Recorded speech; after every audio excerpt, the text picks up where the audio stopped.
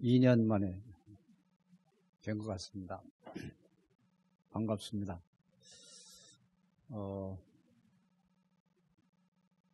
필리핀에서 캠프팀들이 와서 전도하면 그 필리핀 사람들한테 당신 행복합니까? 이렇게 질문을 합니다. 그러면 필리핀 사람들은 거의 대부분 행복하다고 합니다. 그래서 이제 행복 지수가 한국보다 2배 더 높아요. 아주 행복하다고 해요.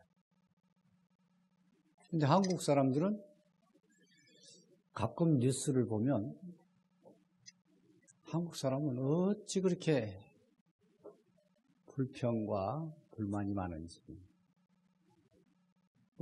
만족이 전혀 없어요. 그래서 아니 돈도 많고 필리핀에 비하면 뭐 엄청 한국에 이렇게 돌아다녀 보면 한국만큼 살기 좋은 데가 없잖아요. 전 세계에서 으뜸 가는 나라라고 해도 과언이 아닙니다. 정말 살기 좋은데 왜 행복하지 않을까? 그리고 한국 사람들은 그저 뉴스를 가끔 보면 막 감옥에 못 보내가지고 막 안달이 난 것처럼 막 뭔 눈꼽만큼만 잘못하면 막 감옥에 집어넣으려고 막 생을 걸고 고소하고 고발하고 그 증거가 뭐냐 할 때 그게 이제 행복이 없다는 얘기죠. 근데 왜 그렇게 행복이 없는 나라가 됐을까? 돈도 많고 살기도 좋은데 왜 이렇게 행복이 없는 나라가 됐을까? 사람들은 교회 다니잖아요. 교회에 왜 가냐 할 때 궁극적인 대답은 행복하려고 가는 것이거든요. 뭐 행복과 상관없이 교회 다닌다. 그건 이제 고집일 뿐이지 실제로는 모든 사람은 행복하고 싶어서 교회 가는 거예요. 그런데 교회 다니는 사람들도 교회 와보면 더 큰 교회는 좀 덜 할 수 있어요. 묻혀 지나가니까. 근데 조그만 교회는요, 막 쪽 한 사람만 불평해버리면 그게 막 쫙 퍼져가지고요. 너무 힘들어요. 적은 교회에서. 행복이 없어요. 정말 행복하다면 뭐 불평할 게 없잖아요. 행복하니까. 근데 행복하지 않아요. 왜 그렇게 행복하지 않을까?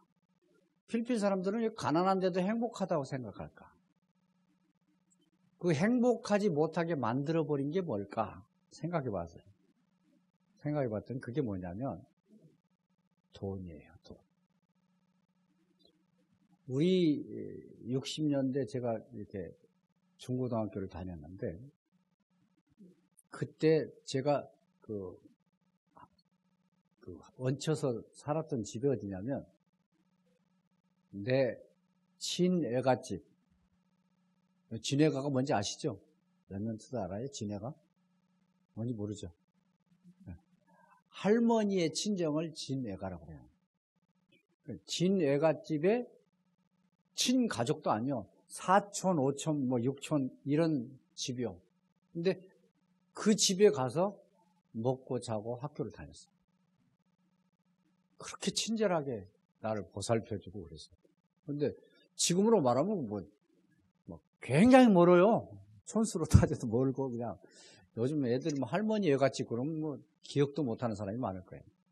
근데 그렇게 친절하게 조금만 이게 관련이 있어도 그 집에서 먹고 자고 학교 다니고 그랬다. 지금 필리핀이 그래요.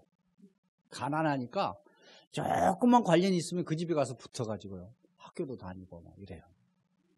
근데 한국은 어떻습니까? 사촌이 와서 머물러도요. 한 달만 머물면 아마 인상이 달라질 거예요. 아마.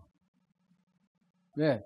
개인주의가 돈이 많아지면서 개인주의가 막 확 이렇게 돼버렸어. 그럼 이웃도 누군지 모르고 10년 살아도 이웃집이 누군지 모르고 사는 사람이 대부분이라 하더라고요. 아파트 문화가 돼가지고.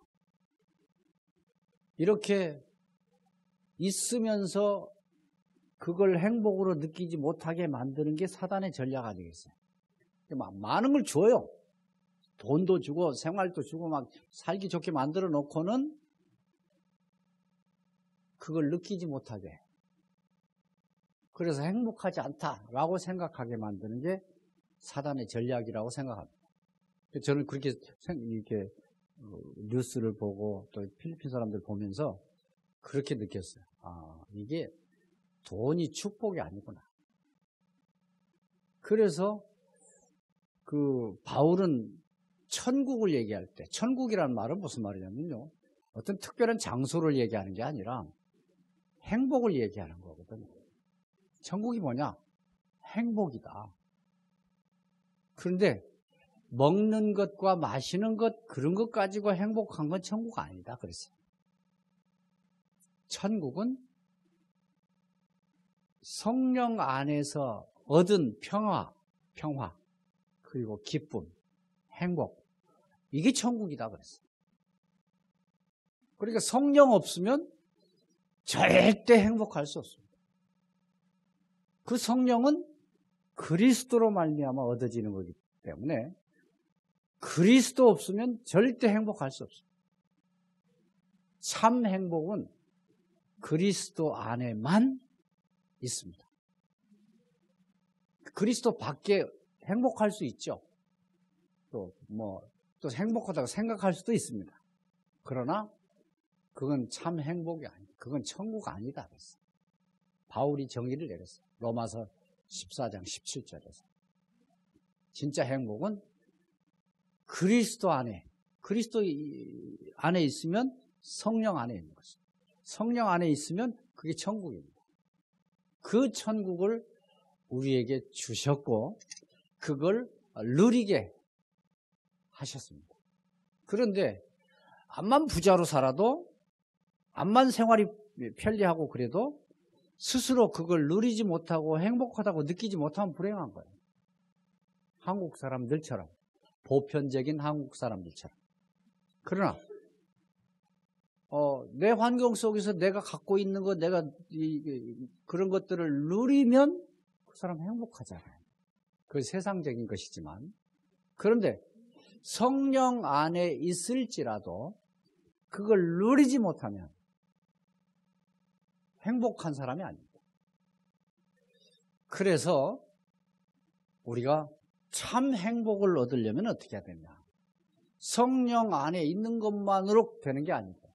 그걸 누리는 그런 삶이 되어져야 행복할 수 있습니다. 그럼 예배는 뭐냐? 하나님이 우리를 왜 부르셨냐 하면요, 다른 목적 때문에 부르신 게 아닙니다.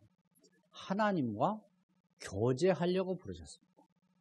그 교제가 예배입니다. 예배 위에는 하나님과 우리와 교제하는 길이 없습니다. 그러면 우리가 개인이 하나님과 교제하는 거, 그게 이제 묵상하고 기도하고 개인 예배하고 이런 거죠. 그러나 교회는 뭐냐? 모여서 예배하는 것입니다. 그게 교회입니다. 교회는 두 가지 목적 가지고 예수님께서 교회를 세우셨어요. 구약 시대에는 교회가 없었어요. 신약 시대만 예수님께서 처음으로 마태복음 16장 16절에서 20절까지 거기에 말씀하셨잖아요. 내가 교회를 세울 것이다 라고 말씀하셨는데, 그게 신약 성경에서 교회란 단어가 사용된 첫 번째입니다. 처음으로 예수님이 교회란 단어를 사용하셨어요. 근데 교회를 왜 세우느냐? 두 가지 목적으로 세우는 겁니다. 하나는 모여서 교제하는 겁니다. 누구와? 하나님과. 그래서 모여서 하나님과 교제하는 이 시간이 일주일 가운데 가장 행복한 시간이 되어져야 될 것입니다. 그런데 모여서 예배하는 시간이 막 짜증난다, 불편하다. 그러면 그 교회의 목적을 벗어난 겁니다. 교회는요, 모여가지고 서로 사랑하고 음식 나누고, 초대교회도 그랬어요. 모이기만 하는 음식을 나눠 먹었어요. 그러니까 음식 나눠 먹는 게요, 같이 먹는다는 게 굉장히 큰 교제예요. 날마다 모이면 먹었어요. 그게 성찬식이라고 이제 사도행전 2장에 그걸 우리 교회가 이제 해석할 때 그게 성찬식이다. 그런데 그게 식사예요. 초대교회 성찬식은 식사였어요. 그러니까 모이면 먹었다니까요. 먹으면서 서로 이렇게 기쁨을 나눴어요. 그 교제. 그러면서 하나님과 교제. 그 시간이 가장 행복한 시간이에요. 먹는 시간, 행복한 시간. 하나님과 교제하는 시간, 행복한 시간. 하나님이 우리에게 받아야 될 모든 응답을요, 예배를 통해서, 말씀을 통해서 계속 주시기 때문에, 끊임없이 주시기 때문에. 그래서 주일날은 정말 내게 한 주간 동안에서 가장 행복한 시간, 그게 주일 예배 시간이다. 그래서 우리는 예배 오기 전부터 기대를 하면서 오늘도 어떤 말씀으로 내가 행복해질 수 있을까? 그 기대를 하고 오셔야 돼요. 그리고 그렇게 기대하는 사람을 향해서 하나님은 목사님을 이렇게 바꿔가지고 그 기대하는 사람에 맞춰서 메시지를 하게 돼 있어요. 그러니까 기대하는 사람이 아무도 없다. 그럼 목사님은 헛소리만 하게 돼 있어요. 기대하는 사람이 없습니까? 그런데 막 오늘 하나님이 나를 무슨 말씀으로 행복해 하게 하실까 하고 기대하고 기도하고 이렇게 준비하고 나오는 사람들이 많으면 하나님이 목사님을 바꿔버린다니까. 그래가지고 말씀을 주시게 돼요. 그러니까 주일날이 나는 가장 행복해. 이게 신앙생활의 성공의 길이다. 다른 길이 없습니다. 일주일에 나는 주일이 가장 행복해. 이게 성공의 길입니다. 인생 성공의 길이 예배 성공이라고 얘기하잖아요, 보통 많이. 그런데 그 성공이란 말의 의미가 뭐냐면 행복하다는 말이에요. 주일날 행복하면 인생은 성공하게 돼 있다. 그 다음에 교회를 세운 두 번째 목적은요, 자녀를 낳게 하기 위해서 교회가 세워진 겁니다. 자녀를 많이 낳아야 돼요. 요즘은 결혼을 안 하려고 하잖아요, 결혼. 그런데 구약의 이스라엘은요, 구약의 이스라엘의 교회는 뭐냐면 가정이었어요. 그래서 구약은 아주 믿음 좋은 사람은 어떤 사람이냐? 칭찬받는 믿음의 사람은요, 자녀 많이 낳은 사람이에요. 그게 구약의 이스라엘이요. 그래서 구약의 이스라엘은요, 야곱 같은 게 막 자녀 12명 낳았는데 그 자녀 낳은 역사를 다 기록해놨어요. 왜? 자녀 많이 낳았으니까. 말하자면 하나님의 뜻에 맞게 살았으니까. 왜? 이스라엘은 자녀 많이 낳는 게 하나님의 언약 성취요. 그런데 신약시대에 예수님이 오셔서는 달라졌어요. 이스라엘이 달라졌다니까요. 구약의 이스라엘은 그 이스라엘 국가를 얘기한다면 아브라함부터 시작된, 신약의 이스라엘은 아브라함의 믿음을 따라 난 자가 이스라엘이다. 신약시대의 이스라엘은 예수 그리스도를 통해서 출발한 겁니다. 그래서 새로운 민족이 됐어요. 그래서 우리는요, 한국 사람이고 필리핀은 필리핀 사람이지만 우리는 한 민족입니다. 믿는 사람들은. 왜? 이스라엘이니까. 필리핀에 믿는 사람도 이스라엘이고 우리도 이스라엘이에요. 그런데 이 이스라엘은 시스템이, 구약의 시스템은 가정에서 자녀를 낳는 것이었다면 신약의 시스템은 교회입니다. 교회에서 자녀를 낳는 겁니다. 그게 뭡니까? 전도예요. 신약의 이스라엘 교회는 그 이스라엘을 막 만들어가는 하나의 시스템인데 이 시스템의 중요한 내용이 뭐냐? 전도예요. 전도는 뭐 하는 것이냐? 자녀를 낳는 겁니다. 그래서 갈라디아서에 보면 바울이 그런 얘기를 했어요. 아이를 낳지 못하는 여자들이여 슬퍼하지 말아라. 앞으로 결혼해서 남자를 통해서 자녀를 낳는 사람들보다 결혼 안 하고 자녀를 낳는 사람이 훨씬 더 많을 것이다. 이렇게 했어요. 아니, 결혼 안 했는데 어떻게 자녀를 낳습니까? 미혼모? 그런 의미가 아니죠. 결혼 안 했는데 그런 사람의 자녀가 훨씬 많다는 말은 전도의 열매가 전도를 통해서 태어난 사람이 훨씬 많을 것이다. 그런 뜻이죠. 그러니까 전도에 대한 얘기를 하고 있는 거예요. 그 말씀은. 그래서 교회가 존재하는 두 번째 이유는 자녀를 많이 자녀 낳게 하기 위한 말하자면 구약의 가정과 같은 시스템이 교회다. 예배는 뭐냐? 가정 식구들이 서로 사랑하는 것이다. 사랑이 없는 가정은요, 자녀가 없어요. 그렇죠. 기본적으로 육신의 시스템도 가정이 사랑이 풍성해야 자녀가 있는 거 아닙니까? 사랑 없으면 자녀가 없는 거죠. 우리 임 목사님 가정을 보면, 오늘 아침에도 잠깐 얘기했는데, 우리 이마은 사모님하고 이마성 전사님하고 둘이는 저것들이 남매인가 부부인가 모르겠어 할 정도로 그렇게 친밀하고 가정이 이렇게 따뜻하다고.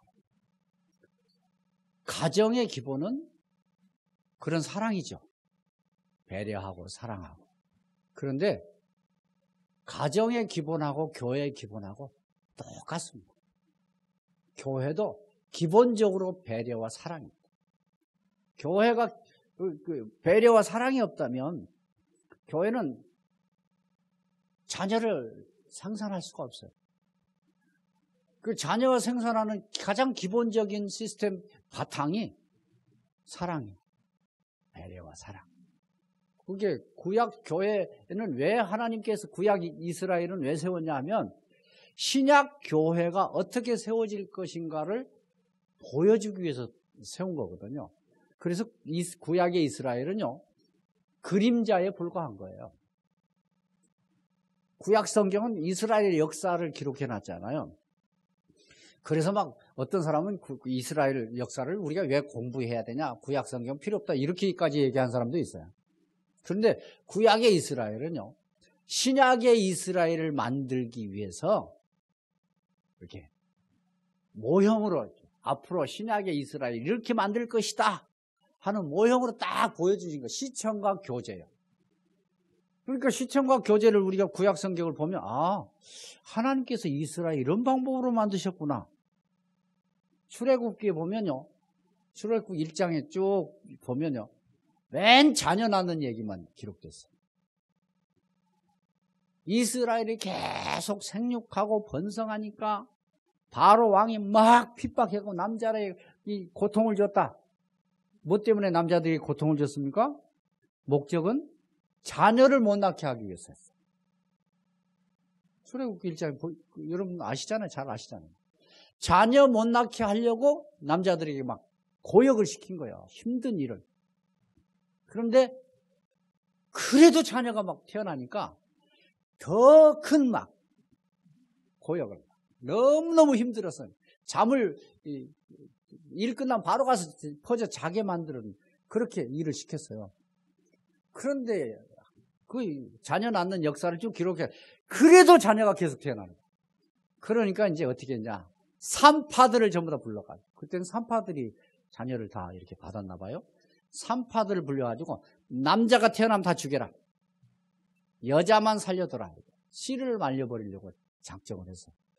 그런데 산파들이 하나님의 은혜를 입어가지고 아무도 죽이지 않았다고 했습니다. 죽일 수가 없었어요. 산파들이 하나님 은혜를 입어버리니까. 그래서 계속 번성했다. 이렇게 기록하고 있어요. 근데 그게 뭐냐? 그 시청각 교제라니까. 전도를 그렇게 할 것이다. 그 시청각.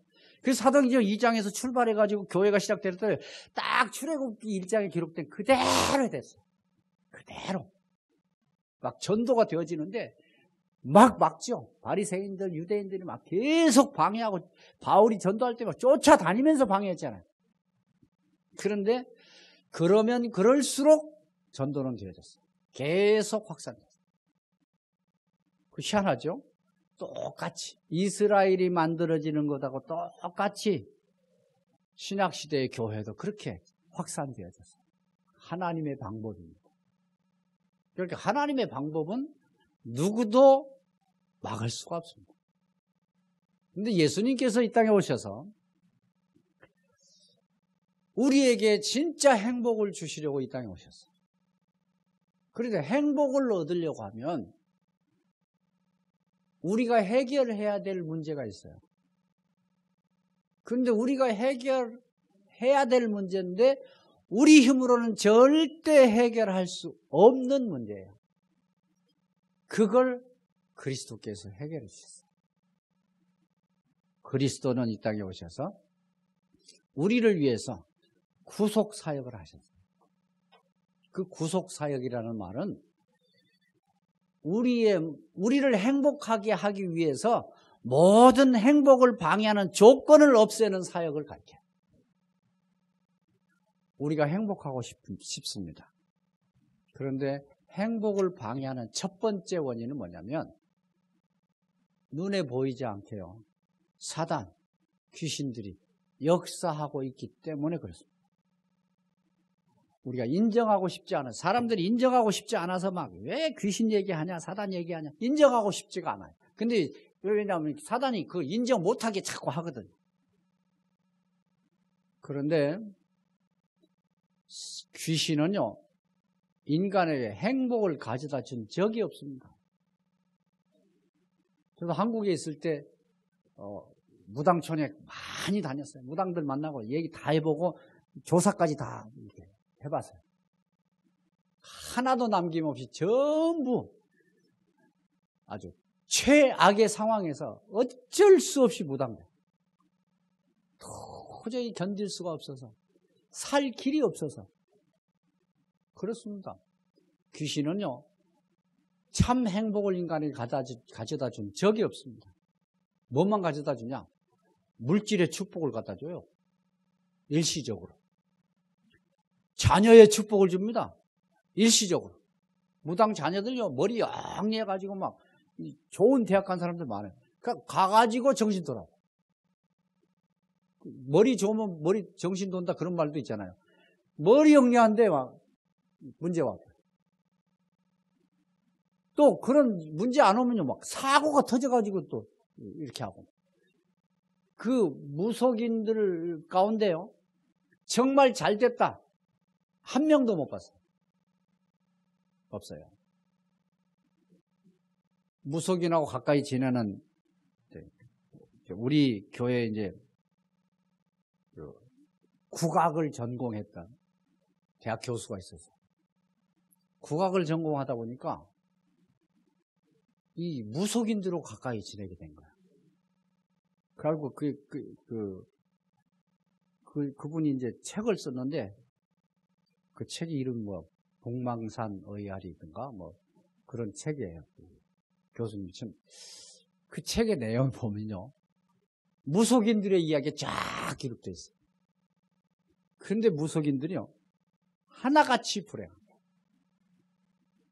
그 교수님이 우리 집사람한테 복음 딱 받고는요, 어떻게 그렇게 아세요? 정확하다. 자기가 알고 있는 무속인들 그대로다. 그렇으면 틀림없습니다. 절대 귀신은 인간의 행복 가져다 주지 않고요, 행복을 가로막고 있어요. 근데 일시적으로 막 돈도 막 준다니까요. 무속인 말 들고 장사해가지고 막 떼돈 번 사람도 많아요. 근데 그게 행복으로 절대 머물러 있지 않습니다. 돈 따라가면 행복할 줄 알았는데 절대 그렇지 않아요. 불행으로 끌고 가기 위한 수단일 뿐이에요. 그래서 무속인들이 불행한데 그 불행을 가져다 주는 귀신, 그거요, 인간의 힘으로는 절대 못 이깁니다. 그러니까 어쩔 수 없이 운명이다 하면서 따라가는, 못 이겨요. 이길 수 있는 길이 없습니다. 예수님이 오셔서 우리에게 참 행복을 주시려고 그 귀신의 권세를 깨뜨리신 사역을 하셨는데 그걸 구속사역이라고 해요. 또 하나 우리가 해결할 수 없는 게 있습니다. 그게 뭐냐면 죄라고 하는 겁니다. 아니, 우리가 죄 안 지면 되지. 안 질 수 있습니까? 우리는 죄 안 짓고는요, 못 삽니다. 유대인들은요, 죄를 안 지어보려고 율법을 세분화해가지고 막 만들었어요. 몇 가지나 만들었을 것 같아요? 612가지. 세부 조항을 612가지를 만들었다니까요. 왜? 율법 잘 지켜보려고. 그렇게 철저하게 율법 지키고 망했습니다. 왜? 죄는 지켜가지고 우리가 노력해야 해결되는 게 아니에요. 그리스도가 모든 문제 해결자다. 우리가 그런 얘기를 늘 고백하잖아요. 그 말이 뭐냐면 우리의 죄 문제를 해결했어요. 우리 힘으로 도저히 안 되는 거.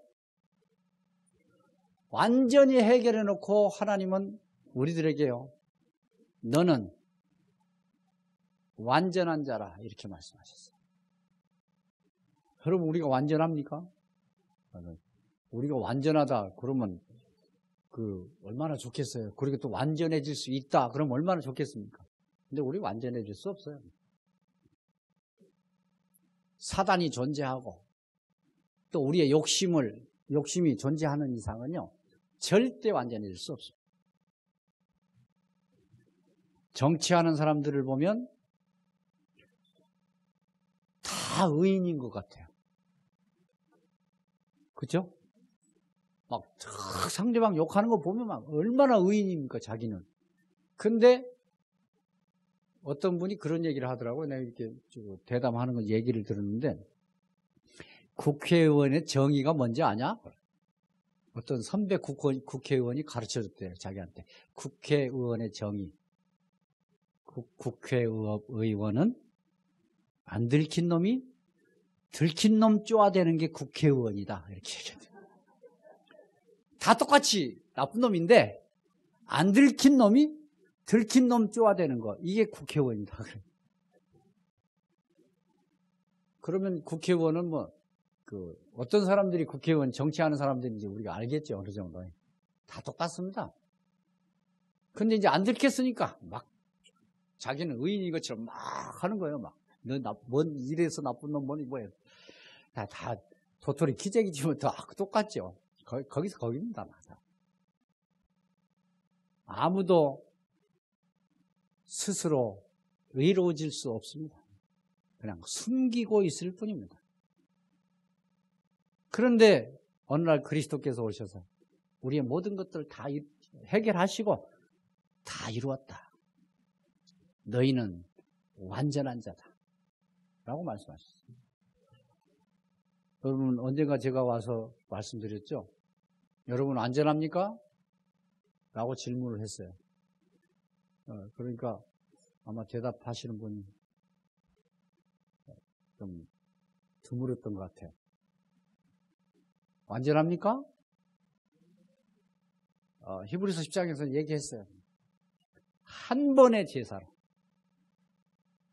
우리의 모든 것들을 영원히 완전케 하셨느니라. 한 번 제사, 예수님이 한 번 제사 하셨잖아요. 그 한 번의 제사로 우리를 영원히 완전케 하셨다.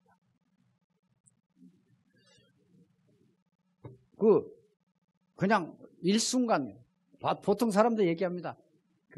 영접할 때, 너 과거의 죄가 완전히 끝났다, 이렇게.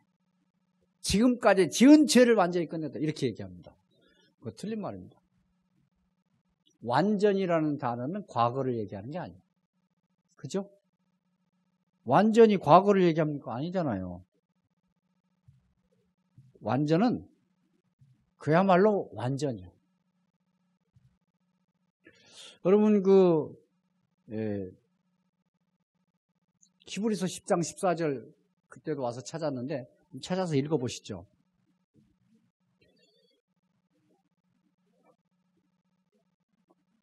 혹시 영어 성경 가진 사람 있어요? 대조 성경? 없어? 히브리서 10장 14절 한번 읽어보세요. 다 같이 시작.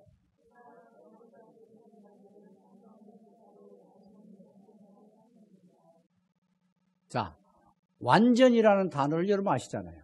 그죠? 그 다음에 영원이라는 단어를 아시잖아요. 네?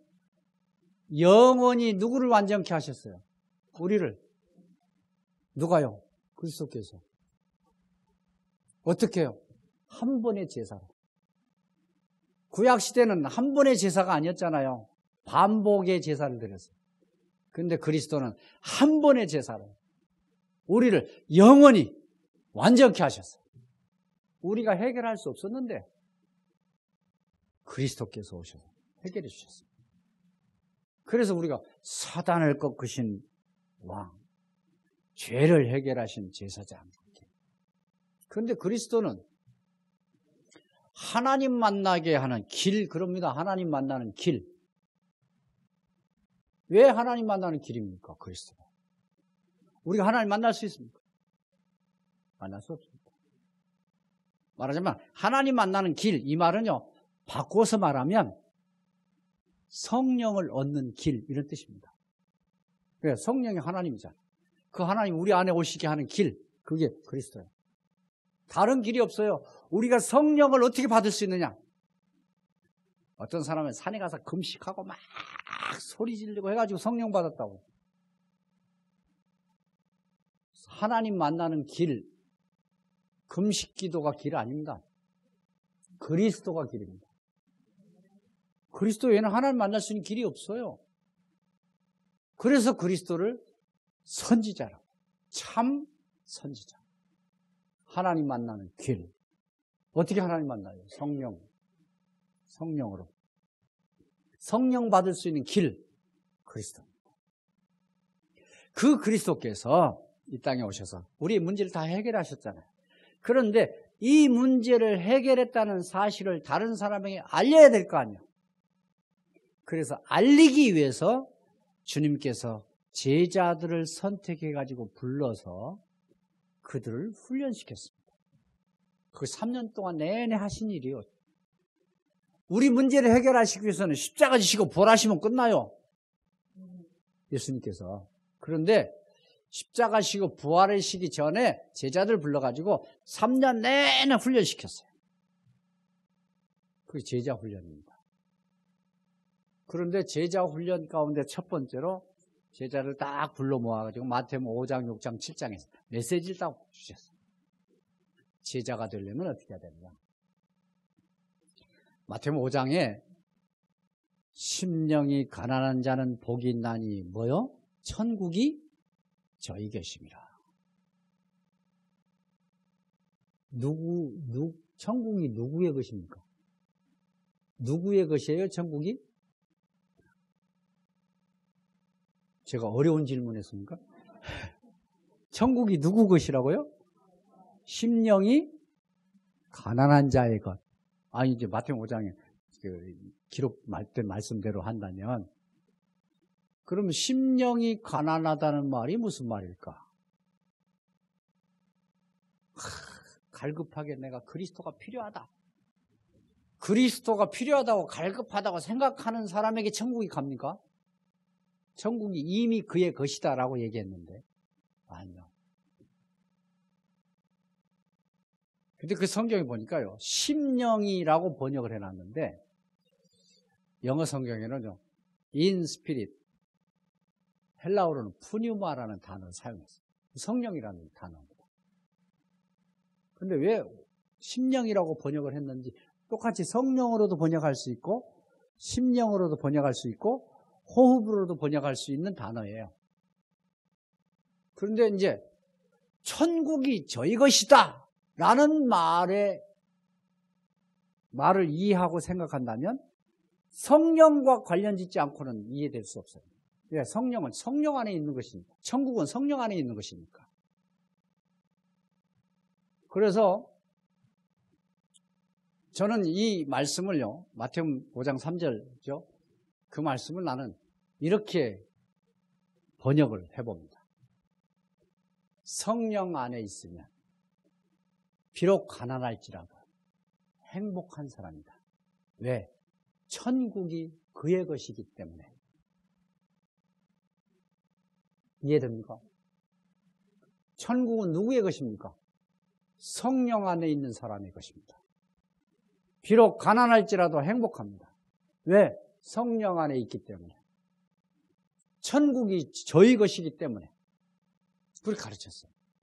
그래서 마태복음 8복은요, 시작도 천국이고 끝도 천국입니다. 쭉 천국에 대해서 얘기해요. 마지막에도 이제 나를 인하여 핍박받는 사람 복있다. 천국이 저희 것이다.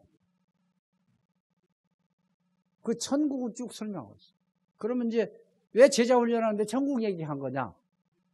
천국의 증인이 될 것이기 때문에. 그리고는 이제 구하고 찾고 두드리라 이런 말씀을 하십니다. 구하고 찾고 두드리는 것은요, 우리가 전도운동 하는데 꼭 필요한 세 가지. 구하는 건 뭐냐? 성령입니다. 이제 성령은 우리의 생명이고 우리에게 평화를 주시는 분입니다. 그게 천국이죠. 그런데 성령은 또 다른 사역이 있는데 우리를 증인되게 하는 것입니다. 그건 능력입니다. 성령의 능력의 사역은 증인되게 하는 것이죠.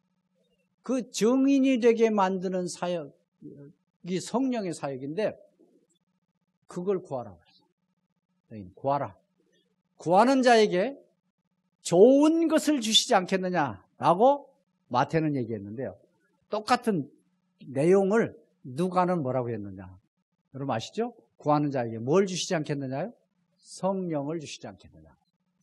그래서 성령을 구하라는 얘기예요. 그러면 찾으라고 했어요.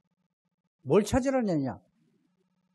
사도 바울이 일생 동안 찾으러 다녔어요. 뭐? 제자입니다. 구원받을 사람들 찾는 겁니다. 어디서 찾느냐 할 때 두드려라. 두드리라는 것은 현장입니다. 그래서 전도운동이 세 가지 조건, 성령 충만, 그리고 제자, 그리고 현장입니다. 그걸 예수님께서 가르쳤어요. 제자들에게. 처음 불러다 모아놓고.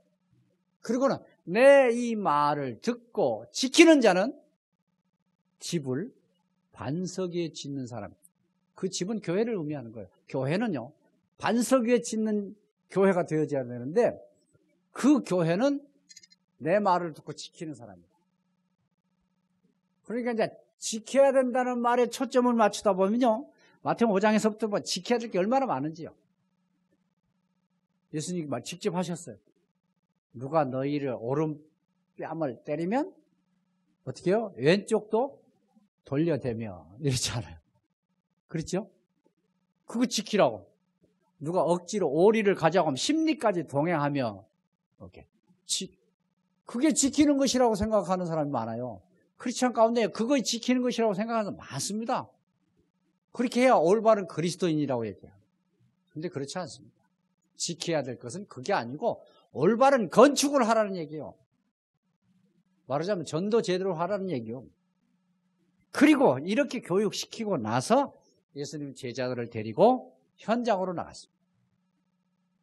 현장에 갔더니 문둥병자를 만납니다. 백부장의 하인은 또 중풍병 걸려가지고 고통당합니다. 그리고 막 풍랑 속에서 잔잔케 하기도 하고요. 막 귀신 들린 사람도 만나고. 또 어떤 환자를 만나가지고는 내가 너를 용서했지, 네 죄가 용서받았다. 이렇게 말씀하시기도 하고. 제자들하고 동행하면서 이제 일어난 일입니다. 말하자면 현장을 제자들과 함께 동행한 겁니다. 그래서 동행해가지고 뭐 했냐? 현장을 보여주신 겁니다. 그 현장에는 뭐 있냐? 문둥병자, 중풍병자, 불치병이죠. 귀신 들린 자. 이런 사람들 만나 보여줬어요, 예수님께. 그리고 치유하는 것을 보여주셨어요. 그리고 나서는 오늘 35절에 예수님께서 그 현장에서 하셨던 일들을 요약했습니다. 세 가지로. 하나는 예수님께서 가르치셨다. 뭐에 대해서 가르쳤냐? 천국에 대해서 가르친 겁니다. 그리고 전도했다. 그 사람들을 도와줬어요. 그리고는 치유하셨다. 현장에서 많은 환자들을 만났는데 그들을 치유했다. 우리가 행복해지려면 치유받아야 됩니다. 그런데 치유를 우리를 질병 가운데 머물게 하는 가장 중요한 근원이 있는데 이제 사단이 그렇게 훈련을 시켜놨죠. 그 근원이 뭐냐면 우리 메시지 속에서 늘 하실 말씀입니다만 상처입니다. 아주 갓난 아이 때도 상처가 무슨 상처가 있냐 그러지만 갓난 아이 때부터 상처를 받습니다. 젖먹이 때부터 상처를 받아요, 애들이. 그래가지고 성장합니다. 그 상처가 치유되지 못하면 어느 날 나타나. 그리고 상처가 많은 사람일수록 이제 나타나는데 뭐로 나타나느냐? 원망과 불평으로 나타납니다. 자기가 아무 상관이 없는데도 자꾸 원망하고 불평하고 남 비판하고 그런 일에 쓰임을 받아요. 눈만 뜨면 비판, 원망. 24시간 원망, 25시 원망, 영원토록 원망, 237 원망 이렇게 한다. 237 얘기는 하는데 거기에 원망 속에서 얘기를 해요. 불평 속에서 얘기하고. 왜? 그 상처가 있다는 얘기예요. 상처를 간직하고 있으면요, 그 치유받지 못하면 절대 행복할 수 없습니다. 그런데 치유받을 수 있는 유일한 길이 그리스도. 유일한 길이 천국입니다. 하나님 나라. 그러니 우리가 날마다 24시간 그리스도를 묵상 안 할 수가 없죠. 전 조선에 우리가 지독하게 말 안 듣는 사람이 조선에도 말 안 듣는다 그렇게 얘기를 하잖아요, 보통. 저같이 조선에도 말 안 듣는 사람은 드물 거예요. 말 안 들어요, 잘. 그런데 제가 이제 그 호흡을 시작을 하게 했어요. 저는 호흡 해야 되겠다 마음먹어도 제가 원래 주의가 산만한 사람이기 때문에요. 호흡해야지 하고 마음먹으면 많아야 한 3번 깊은 호흡하겠다 한 3번 하면 어느 날 깜빡 잊고 돌아다니다 보면 호흡이라는 단어를 완전히 까먹고 하루 보내버려요. 호흡해야 되겠다 시작은 한다니까. 어쩔 때는 마음 먹고 막 하면 5번. 그러면 이제 그거 1분씩 한다고 해도 5분이잖아요. 하루에 5분만 해라. 막 유목사님 가끔 그러니까. 그런데 그게 집중이 안 되더라. 그런데 어느 날 이제 집중이 되는 거예요. 그런데 막 3시간, 4시간도 이게 호흡을 계속 하니까 그리스도 밖에는 호흡할 때 뭐 딴 생각하겠어요. 호흡하는 목적이 그리스도와 교제하기 위해서 하는 것이니까. 그럼 이제 그리스도를 묵상하게 되더라고요. 이런 것이구나. 왜냐하면 우리는 숨만 쉬고는 못 사니까. 이제 오후에 헌신 예배 때 제가 잠깐 말씀드리겠습니다만 그 호흡하는 것이 우리를 행복하게 만드는 길로 가는 길이다. 그래서 예수님께서 이제 현장 다 보여주시고는 그걸 행복하게 만들어야 되는데 이게 치유받고 이런 모습도 다 보여주셨잖아요. 그리고 나서 마지막으로 이제 제자들과 함께 포럼을 하는 겁니다. 너희들 다 봤지? 뭘 봤니? 추수할 게 많구나. 이거 봤지? 그런데 그들을 도와줄 일꾼은 없지? 이걸 봤지? 이렇게 포럼했어요. 그럼 우리가 뭘 위해서 기도해야 될지 알겠지? 기도하자. 제자들이 이렇게 포럼했어요. 그래서 오늘 제목은 예수님의 포럼입니다. 예수님은 제자 훈련할 때 다 같이 동행하면서 보여주시고, 그리고 모아놓고 봤지? 우리 기도하자. 이게 예수님의 포럼이었습니다. 왜? 앞으로 그들은 행복을 전달하는 행복 전달자의 삶을 살아야 되기 때문에. 그리고 그들의 눈은 환자가 많구나 이렇게 보여줘서는 안 되잖아요. 추수할 게 많구나 이렇게 보여줘야 맞잖아요. 우리가 시장에 가서 많은 사람을 볼 때 와, 사람 많다 이렇게 보여지는 건 잘못된 거잖아요. 아, 추수할 게 많구나 이렇게 보여줘야 맞잖아요. 그 눈을 열어주신 게 예수님께서 제자 훈련하시겠어요. 오늘부터 이제 우리는 예수님 포럼하신 것처럼 포럼하고, 한 주간도 내게 주신 행복을 찾아 누리고, 그리고 눈을 열어서 추수할 것을 보는 그런 한 주간이 될 수 있기를 예수의 이름으로 축원합니다. 기도하겠습니다. 하나님, 우리에게 예수님의 포럼을 확인할 수 있도록 축복해 주시니 감사합니다. 우리의 생애가 예수님이 주신 행복으로 충만하게 하시고, 또 예수님이 가르쳐 주신 대로 포럼하면서 하나님의 소원을 이루는 저희들 되도록 축복해 주옵소서. 예수 그리스도 이름으로 기도드립니다. 아멘.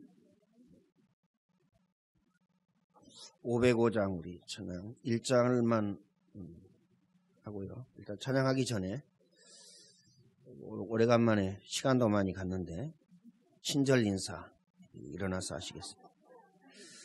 다 같이 일어나시겠습니다. 일어나셔서 기도와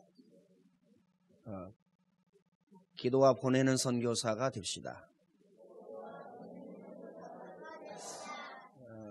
다시 합시다. 한 번 더. 활짝 웃는 얼굴로. 기도와 보내는 선교사의 응답을 받읍시다. 예, 그냥 쓴 자세에서 우리 1절만 찬양하고 장달도 선교사님 축도로 마치겠습니다.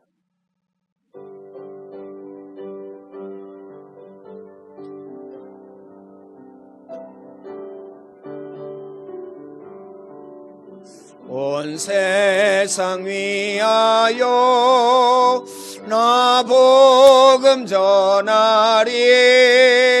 만 백성 모두 나와서 주 말씀 들으라. 죄중에 빠져서 헤매는 자들아, 주님의 음성 듣고서 너 구원받으라. 선하고 기도에 매일 증인 되리라. 세상 모든 사람 다 듣고 그 사랑 알도록. 주 예수 그리스도의 은혜와 하나님의 사랑과 성령의 교통하심이 복음 때문에 행복하고 또 많은 사람들을 살리는 일에 쓰임받을 하나님의 백성들에게 항상 함께 있기를 간절히 축원합니다. 아멘.